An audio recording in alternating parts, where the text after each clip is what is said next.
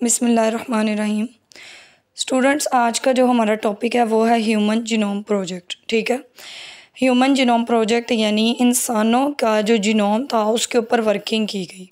देखा गया कि हमारे जो क्रोमोसोम्स हैं उनके ऊपर टोटल नंबर ऑफ़ जीन्स कितनी हैं, कहाँ मौजूद हैं, क्या उनकी लोकेशन है और ये क्यों मौजूद है, कर क्या रही हैं। ठीक है, एक तो हमने उस एंटायर सेट को स्टडी किया, दूसरा हमने उन जीन्स के सीक्वेंस भी मालूम किए।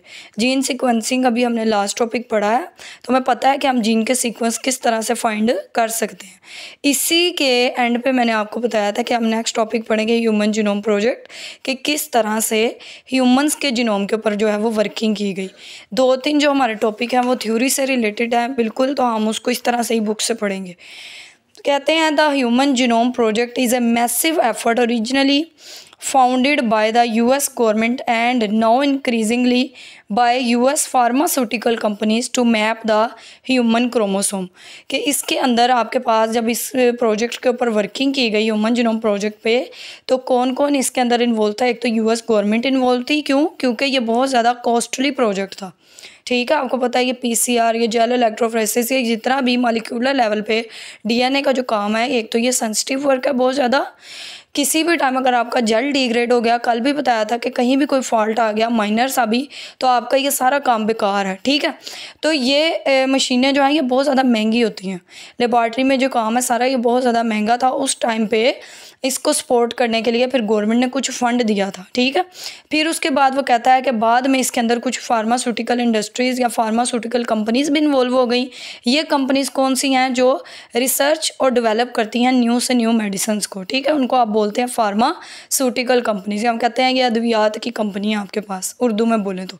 और काम इसका क्या था कि जो ह्यूमन क्रोमोसोम है उसके ऊपर मैप, हमें नक्शा क्या बताता है कि फ़लाने मुल्क कहाँ पे प्रेजेंट है, फ़लाने शहर कहाँ पे प्रेजेंट है, शहरों के अंदर कुछ पॉइंट्स होते हैं, कुछ कॉलोनीज़ होती हैं, वो कहाँ पे प्रेजेंट है। तो इसी तरह ह्यूमन क्रोमोसोम का मैप हमें क्या बताता है कि पर्टिकुलर जीन्स कहाँ पे मौजूद हैं, कितनी मौजूद हैं और कहाँ कहाँ पे मौजूद है।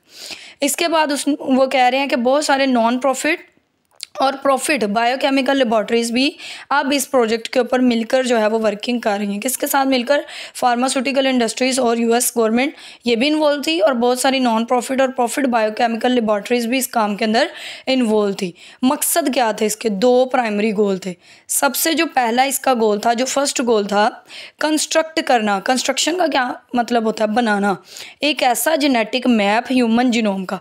यानी ह्यूमन जीनोम आपके पास क्या है? Entire set of genes. आपके DNA के अंदर एक नॉर्मल सेल में कितने नंबर ऑफ क्रोमोसोम होते हैं? 46 नंबर ऑफ क्रोमोसोम होते हैं, जो 23 पेयर की फॉर्म में होते हैं। इनमें से एक पेयर आपको पता है सेक्स क्रोमोसोम कहलाता है, और बाकी 22 पेयर आपके पास क्या कहलाते हैं? ऑटोसोम कहलाते हैं। ठीक है, तो ये आपके पास ये जो डायग्राम बनी हुई है ये स्पेसिफिकली X क्रोमोसोम की है, यानी सेक्स क्रोमोसोम की है। आपको पता है जो फीमेल है उसके केस में जो हमारे दोनों पेयर होते हैं सेक्स क्रोमोसोम के, वो X और X, यानी फीमेल होमोगोमेटिक होती है, और मेल के केस में एक पेयर X होता है और एक आपके पास क्या होता है? Y। इसलिए मेल के लिए टर्म यूज़ की जाती है हीट्रोगोमेटिक। ठीक है, तो ये आपके पास डायग्राम में ये कौन सा पेयर है आपके पास? X क्रोमोसोम का। इसके ऊपर ही आपके पास जो है बहुत सारी डिसीज़ेज़ आर सेक्स लिंक्ड और X लिंक्ड। यहाँ पे बहुत सारी डिसीज़ेज़ आपको जो है वो लिख के बताई हुई हैं। हीमोफीलिया हो गया, कलर ब्लाइंडनेस हो गया। यानी हमें पता चला आफ्टर दैट होल स्टडी, हमें इस जीनोम की स्टडी करने के बाद पता चला कि बहुत सारी डिसीज़ेज़ हमारे पास ऐसी हैं जो स्पेसिफिकली ह्यूमंस के अंदर किस क्रोमोसोम पे प्रेजेंट है? X क्रोमोसोम के ऊपर। ठीक है, और उनको हम नाम देते हैं X लिंक्ड डिसीज़। इसमें आगे फर्दर टाइप्स होती हैं, X लिंक रिसेसिव ट्रेट्स और X लिंक जो है वो डोमिनेंट जो है वो ट्रेट्स कौन सी होती हैं। फिर उसके बाद वो कह रहा है और इनसे मिलने वाली आपके पास जो है वो डिसीज़ेज़ कौन सी होती हैं। सबसे पहला आपके पास गोल क्या था कि आपने एक ऐसा जेनेटिक मैप कंस्ट्रक्ट करना है ह्यूमन जीनोम का, जिसमें आपने देखना है कि कितनी जीन्स प्रेजेंट है। मैप पे आपने देखना है कितनी प्रेजेंट और कहाँ कहाँ पे प्रेजेंट है, उनकी लोकेशन क्या है।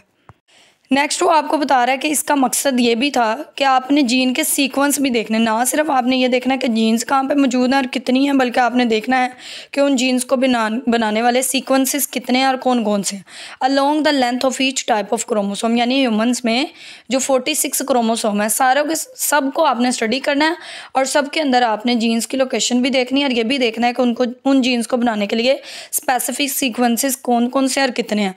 फिर उसके बाद उन्होंने कहा कि जैसे आपको यहाँ पे शो करवाया गया एक्स क्रोमोसोम का, कि इस पे ये वाली सारी जो हैं वो जीन्स मौजूद हैं जो स्पेसिफिकली इन डिसीज़ को जो है वो कोड कर रही हैं। फिर वो कहता है जब डीएनए का सीक्वेंस देखा गया कि इसका क्रोमोसोम नंबर 22 का, तो हमें पता चला कि ये सबसे स्मॉलेस्ट ह्यूमन क्रोमोसोम है। सबसे पहले उन्होंने जब स्टडी की, पूरे इंटायर जीनोम की कर रहे हैं ना, तो इंटायर जीनोम में 46 नंबर ऑफ क्रोमोसोम है। इसमें से उन्होंने 22 वाला जो आपके पास क्रोमोसोम है उसको स्टडी किया, तो उनको पता चला कि लेंथ में ये क्या है, सबसे स्मॉलेस्ट ह्यूमन क्रोमोसोम है। और ये स्टडी इनके पास फाइनली कंप्लीट कब हुई, 1999 में, 1999 में। उसके बाद it became possible for the first time to see exactly how genes are arranged along an entire vertebrate, हम वर्टिब्रेट्स है ना, तो इंटायर वर्टिब्रेट क्रोमोसोम में किस तरह से क्रोमोसोम्स के ऊपर जीन्स जो हैं वो मौजूद होती हैं, कैसे बनी होती हैं, क्या किस तरह से वहाँ अरेंज हुई होती हैं, सारी अरेंजमेंट को सबसे पहले यहाँ पे 1999 में स्टडी किया गया। फिर उसके बाद वो कहता है with the publication of the entire human genome, या आपने एमसीक्यूज़ के लिहाज से ये बातें याद रखनी है कि आपके पास ये 22वें नंबर क्रोमोसोम के ऊपर स्टडी की गई और ये लेंथ में सबसे छोटा था और ये कंप्लीट की गई आपके पास 1999 में। और फाइनली इंटायर ह्यूमन जीनोम की, जो पूरे जीनोम की, तो 22 नंबर क्रोमोसोम की बात हो रही है ना, पूरे जीनोम की, यानी 46 नंबर सब की क्रोमोसोम की आपके पास होल स्टडी 2001 में की गई। तो इस प्रोजेक्ट के बाद बहुत सारे साइंटिस्ट और आए, उन्होंने भी इसके ऊपर वर्किंग शुरू कर दी। डीएनए के ऊपर आपको पता है वाटसन एंड क्रिक था, उन्होंने भी डीएनए के ऊपर काम किया। तो बहुत सारे लोगों का जो था वो इंटरेस्ट जो है या फोकस जो है वो डेवलप हुआ।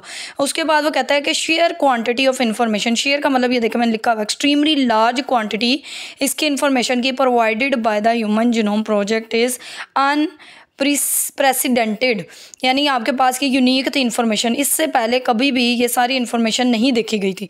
ह्यूमन जीनोम पे वर्किंग हुई, पता चला जीन्स कैसे अरेंज हुई होती हैं, जीन्स की लोकेशन तो हमें पता था, लोकस बताता है, लेकिन जीन्स अरेंज कैसे हुई होती हैं, पर्टिकुलरली उनका कोई खास सीक्वेंस अगर है तो वो क्या है, क्या कितने सीक्वेंसेस से मिलकर एक जीन जो है वो बनती है। फाइनली आपके पास ये काम जो है वो सामने आया। फिर वो कहता है ह्यूमन जीनोम के जो है वो 25 टाइम लार्जर है किसी भी अदर जो है वो जीनोम से, जिसको बाद में जो है वो सीक्वेंस किया गया। सो फार बाद में जिन भी जीनोम्स को ह्यूमंस के अलावा बहुत सारे और एनिमल्स पे भी काम किया गया, प्लांट्स के जीनोम पे वर्किंग की गई, तो कहते हैं कि 25 गुना बड़ा जीनोम था ह्यूमंस का बाकियों की निस्बत।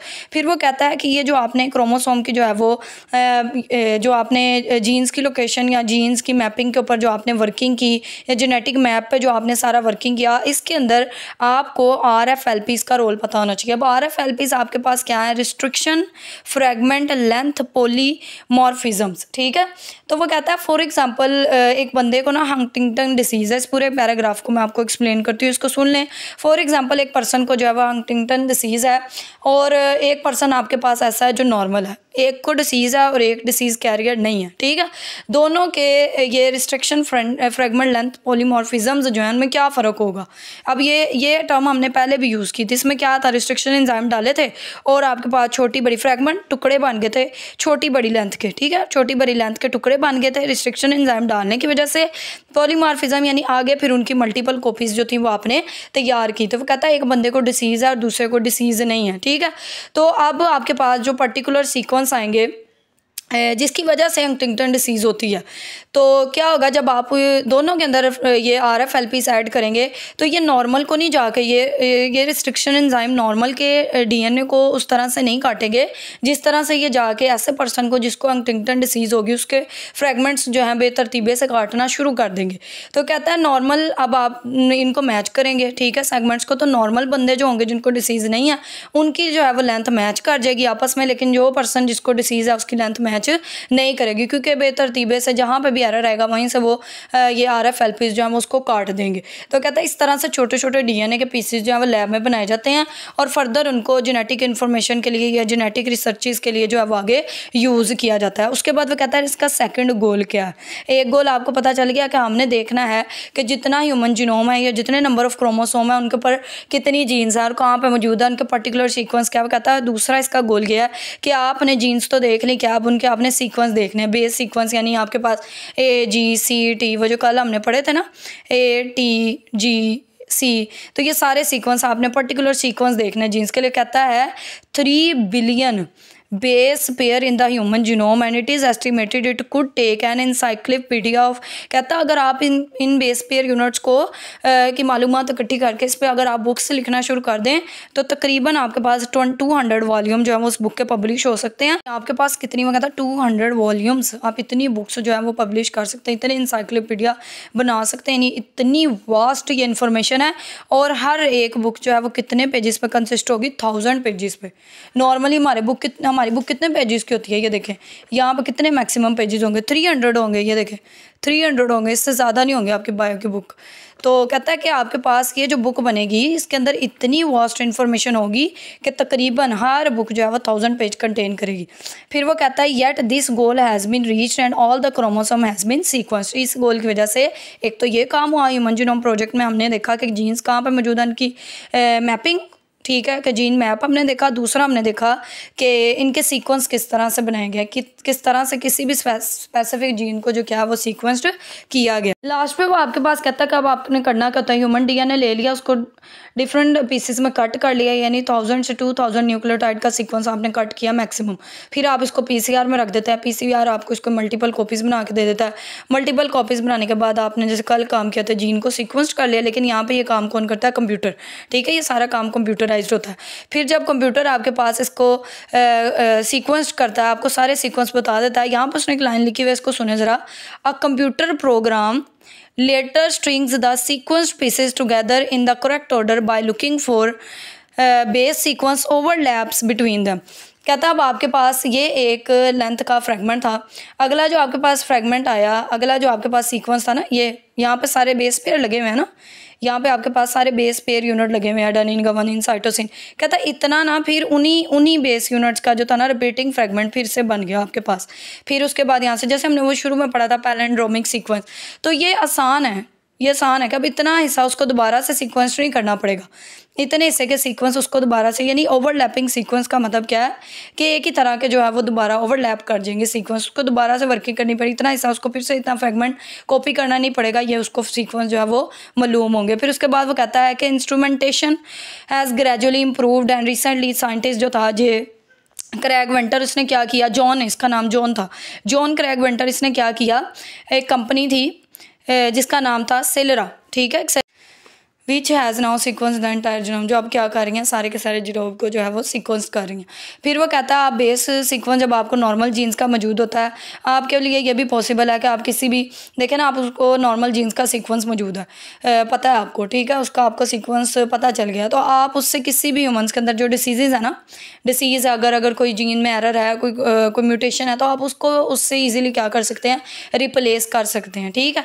तो ये आपके पास वो जीन थेरेपी वाली टर्म आ गई। फिर वो कहता है बायोटेक्नोलॉजी प्रोडक्ट्स हम किस तरह से जो है वो तैयार करते हैं। आपके पास बैक्टीरिया, आप उनको ट्रांसजेनिक कर लेते हैं, आपने प्लांट्स को ट्रांसजेनिक कर लिया, आपने अपनी आसानी के लिए इवन दैट एनिमल्स को भी ट्रांसजेनिक कर लिया। पहले लेक्चर में मैंने आपको बताया था वो दूध और मछली वाली एग्जांपल जो मैंने आपको दी थी।